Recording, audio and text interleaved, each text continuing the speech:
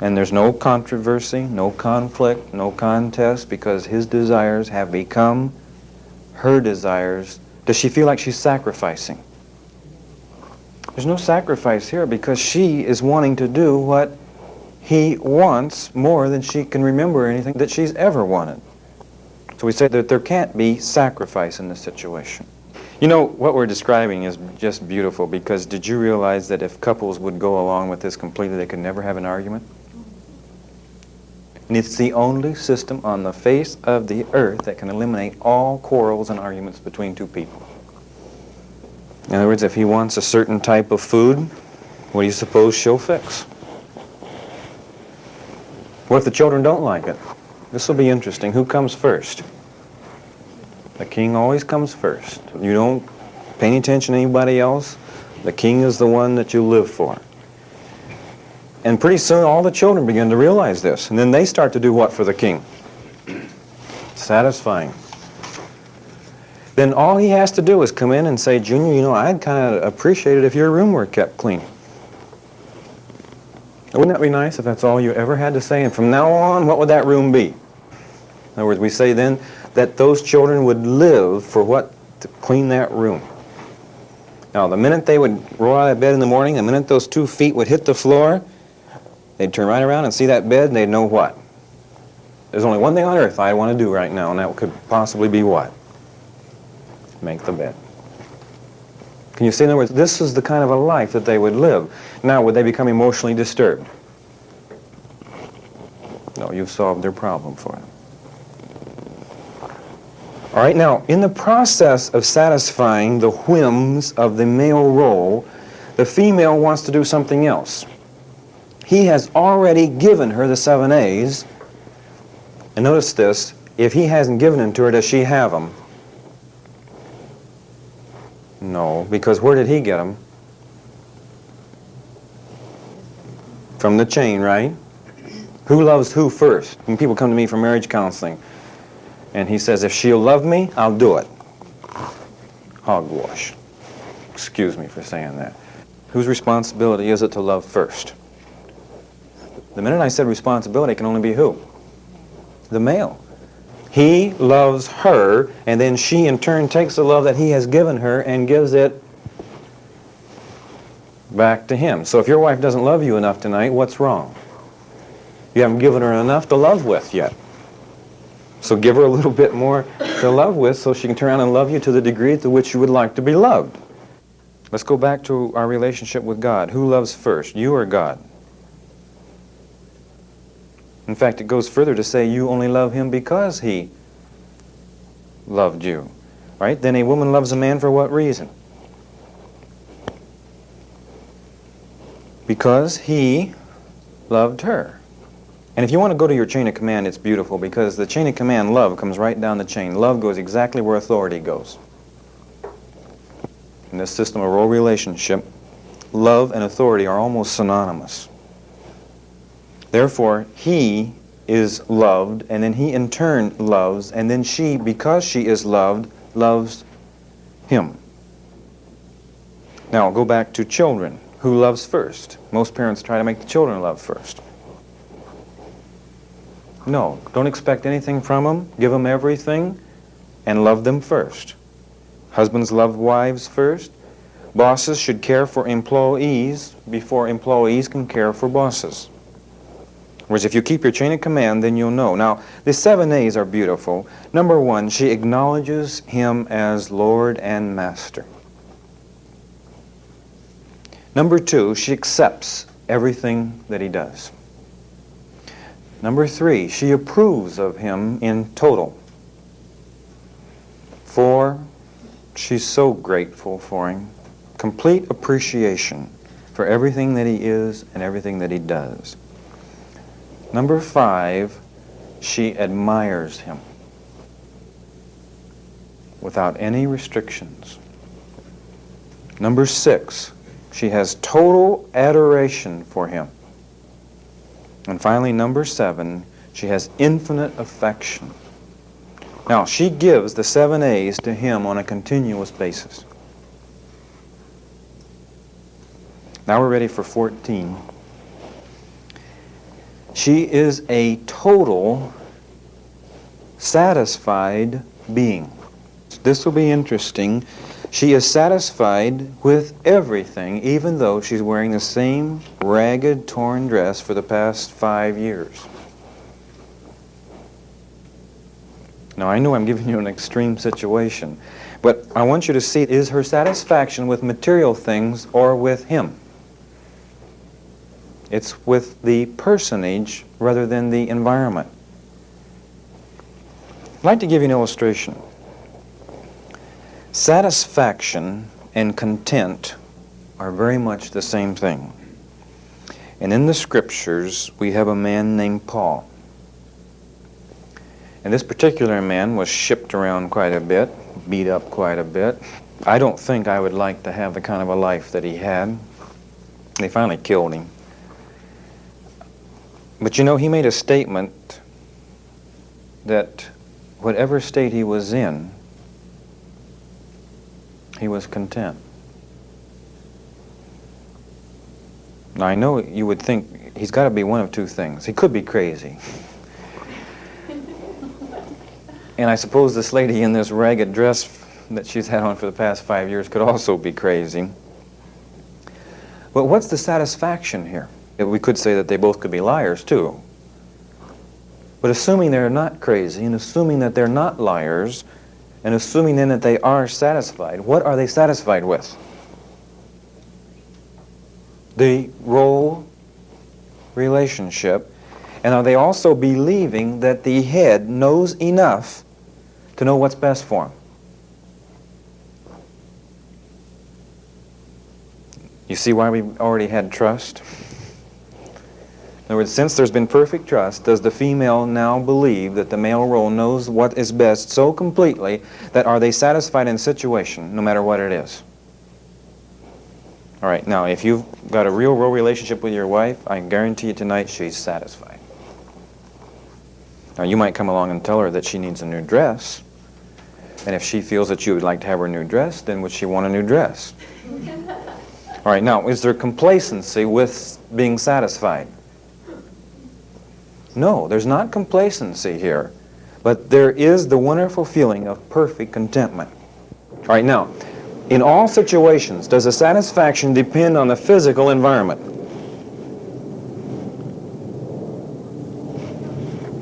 It's based entirely on the relationship with the male role. Therefore, can you say tonight, if you're playing a female role to a male role, you're totally satisfied? Isn't this wonderful? You can find a way to be satisfied on earth right now. In the condition you're in right now, broke. I mean, I want you to feel the effects of being able to live satisfied. I think if you really comprehend the female role and can play it, will you exhibit poise? And will you begin to portray a person who nothing can bother? All right, let's go to the next one.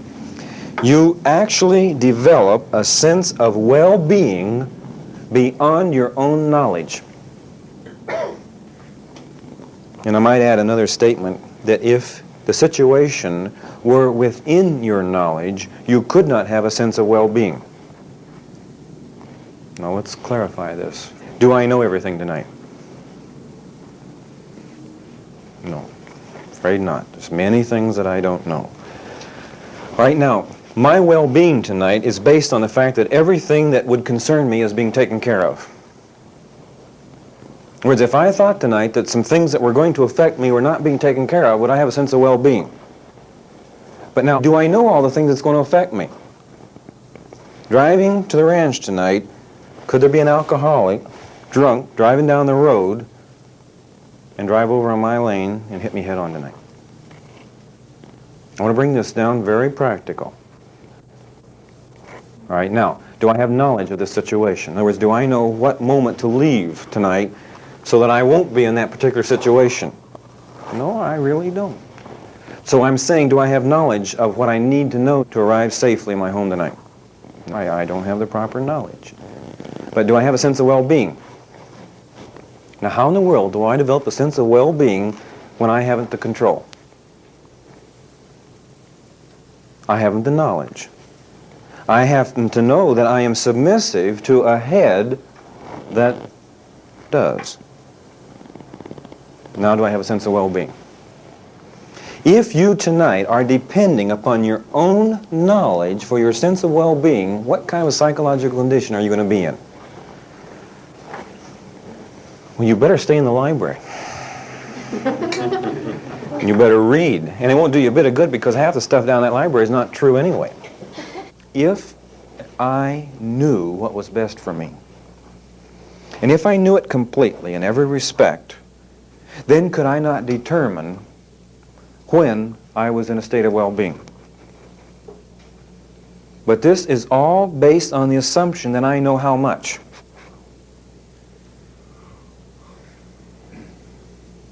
Is this not based on the assumption I have perfect knowledge?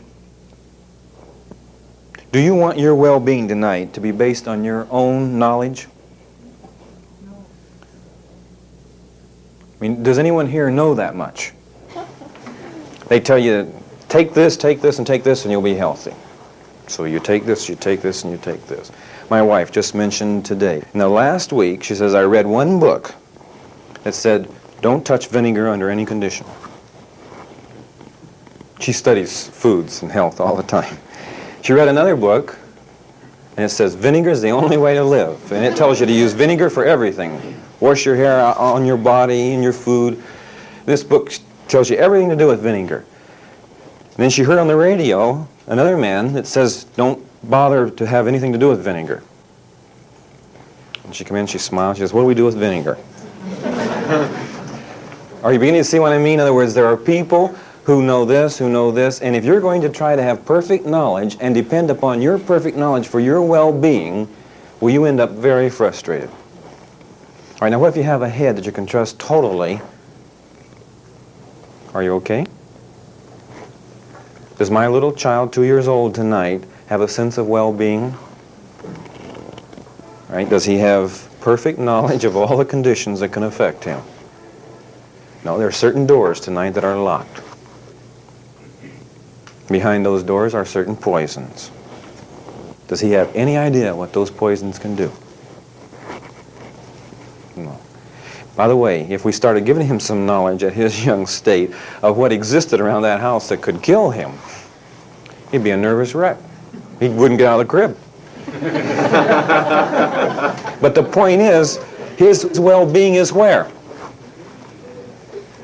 It's in me, completely. In other words, if he runs and jumps in my arms, and I'm holding him in my arms, does he need anything else on the face of the earth?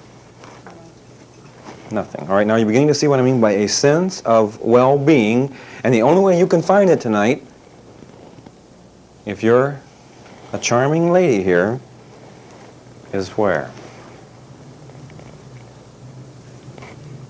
Total submission to whom? Your husband.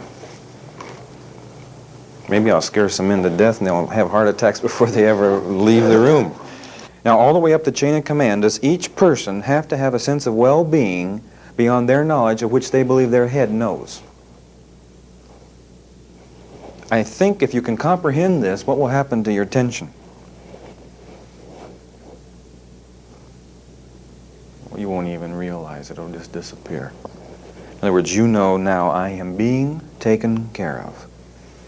A man in the developing subordinates class says, I know exactly what you mean. They called me into the personnel office the other day and told me that there had been a mistake in my payroll 2 years ago. They issued me a check for the difference. This was by the hour. They'd figured up the total number of hours for the past 2 years and give him a lump sum payment. He says, the next time that he got a regular check, he says, I felt totally different about my check. You know the form that's attached? He says, I never even looked at it. He says, I figure they know more about it than I do.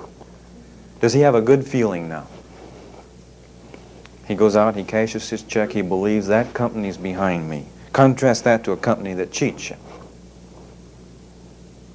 In other words, they're trying to do what? Figure out how to cut your hours and shave it here to reduce the pay. They're in a contest with you.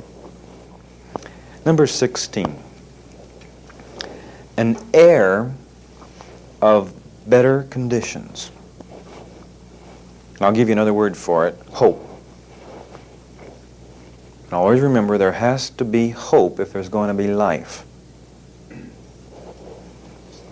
We'll go back to our ideal relationship. Does God give us an air of better conditions? You cannot visualize heaven with muddy streets. Can you? Somehow, some way, you believe things are getting better. You have this feeling. That's why in a certain plant I'm thinking of, one month they brought in a water fountain. There is not much expenditure in a water fountain. But the employees feel like the boss is interested in us having cold water. This is one of these kind that keep the water cool. Then another month they painted the lunchroom. Another month they planted some little tiny shrubs out in front of the plant. By the way, this is good more than just for the personnel. This actually helps the management feel like they're successful. We're saying then that there should be an air of better conditions continuously. In your home, should you be continually improving things? I don't mean maintenance that just holds its own. I think it's nice to send one red rose to your wife without any occasion. And you just felt like that was the thing to do today and there's no reason for it. It will mean more than the obligations that you've already established for yourself on certain definite dates. That if they're not fulfilled, it's your neck. There's nothing that actually expresses love, even if you do go through the ritual of performing everything up to par according to expectations, you've only done your duty. And you're afraid to increase it too much because then it will be added to the required list for next year. But what can they do with the one rose? Completely out of season. The air of better conditions also makes a person feel like that whatever they belong to is going to make it. And you have to have this for hope. In other words, if you kind of feel like your ship's going to sink, then you wonder what in the world to be loyal to the captain when the whole thing's going under anyway. Drive by 2 farms. Can you see the one with all the machinery piled in the yard and fence all broken down, nothing painted, and one barn sagged halfway? How do you feel? I don't think that farm is making money. I think they've been through their prosperity stage and they're on the downward road. You go by another farm and the little white picket fence is painted beautiful and the flowers and the grass. You say, are grass and flowers necessary? That's part of life. I tell you what you do. You want to know how much flowers cost. This spring, buy $3 worth, that's all, of flower seeds. You work hours getting them in the ground. And you can buy an awful lot of seeds for $3. What will that do to your entire castle before September? It'll be cheerful. Right now in my kitchen are some beautiful flowers. We've had flowers in there all fall and all winter. It's amazing. Well, if you are not very rich, let me tell you some things that are very cheap. We actually found this year that from the 20th of November until past Christmas, that's a long time, isn't it? $3 worth of mums were beautiful. You want to figure out how much that is a day for flowers? By the way, we bought them at just the right time so that they became more beautiful each day. And furthermore, we're not through yet. Got the stems cut. I'm going to put them in the ground, and they're going to be good for years to come. Could you waste $3 a different way?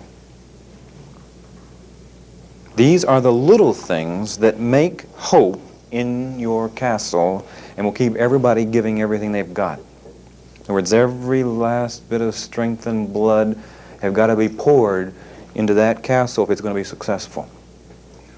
And for every venture you're in, even in the business world, do your employees have to give everything they've got? Well, you'll find out in this world that most of the ventures in the United States, by the way, did you know they go under? 85% of small businesses do not make it. other words, do we have more of a pattern of failure than we have of success? So I'll tell you that if anything's going to work tonight, are you going to work it? And you're going to have to work it hard if it's going to make it. And a marriage in your own castle is not an exception. And everybody in every organization that you're in, be it a church organization, be it a business, be it a home, have got to have hope. And the only way you're going to have hope is to continuously show them that it's getting better. I do this with my children. Occasionally when I go home, I bring them something. I don't bring them something every time because then they would develop a right. Whenever I feel like it, when I want to, I bring them something. In other words, when we go into a store to buy something for them, if I want to, I do. If I don't, I don't. If I purchase something for them every time I went into a store, would I be able to give them anything? No, we'd come into a store and I wouldn't happen to have bought anything yet, and I start to go out and they grab me by the coat and they say, wait a minute, my rights. Go back and buy me something. Watch this with allowances too. They're all the way down the line. In other words, children can get so many rights. Here's a typical story. Little boy, I think it was about 8, got into his father's desk and found some promissory notes. And this particular gentleman was having some hard times financially, and he hadn't paid all of his bills yet. It was just a temporary thing. I mean, next month he's going to be all right. He's getting ready to leave for work, and little Junior walks up with a promissory note, filled in, mind you, interest rate and the whole bit, for his allowance. He says, I'm understanding.